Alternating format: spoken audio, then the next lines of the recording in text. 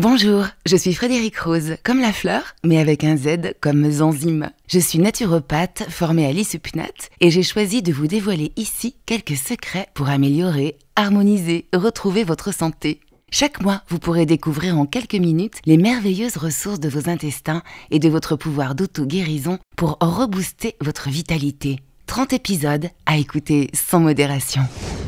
Conjonctivite, otite, laryngite, tendinite, arthrite, gastrite, bronchite, cystite, colite, oh, quelle hit parade! Le point commun entre toutes ces maladies, c'est l'inflammation, la clé de la notion même de pathologie et donc de santé. Sous sa forme chronique, elle fait le lit de toutes les maladies. Parce que l'inflammation aiguë, c'est très différent. C'est un processus naturel de notre système immunitaire qui permet de nous débarrasser de tout intrus indésirable. Bactéries, virus, champignons, parasites ou même échardes. C'est une réponse du corps destinée à nous réparer grâce à ces valeureux globules blancs programmés pour activer des substances comme l'histamine.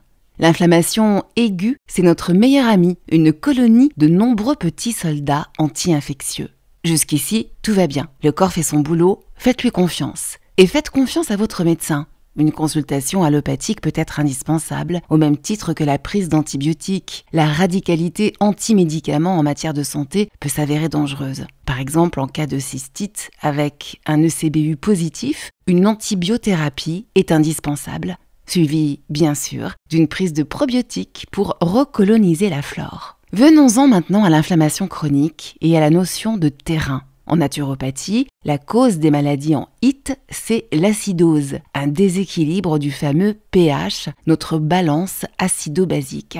Chacun de nos tissus, de nos organes, ont une valeur potentielle hydrogène très précise et qui lui est propre. Par exemple, pour notre sang, c'est entre 7,32 et 7,42. Notre salive, c'est de 6,5 à 7,5. Notre côlon, de 4,5 à 5. Et le pH de notre estomac se situe entre 1,5 et 3,5. Un vrai bain d'acide chlorhydrique concentré pour diriger notre bol alimentaire. Si le pH grimpe, c'est que le terrain devient trop basique. Et s'il baisse, il est trop acide. Et l'organisme doit faire intervenir les systèmes tampons pour rétablir l'équilibre. Prenez l'image du terrain d'un jardin. Si vous plantez des bulbes de tulipes dans une terre de bruyère, son acidité les brûlera. Pas de bouquet. Et c'est pareil dans l'autre sens. Si vous plantez un camélia dans du terreau, il ne poussera pas. Le pH étant inadapté, trop basique.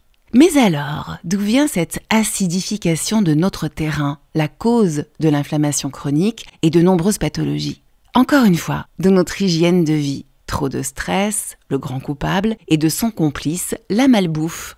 Plus notre alimentation est transformée, plus elle est carencée en minéraux, obligeant notre organisme à aller puiser dans nos réserves qui sont essentiellement les articulations, les os, les dents.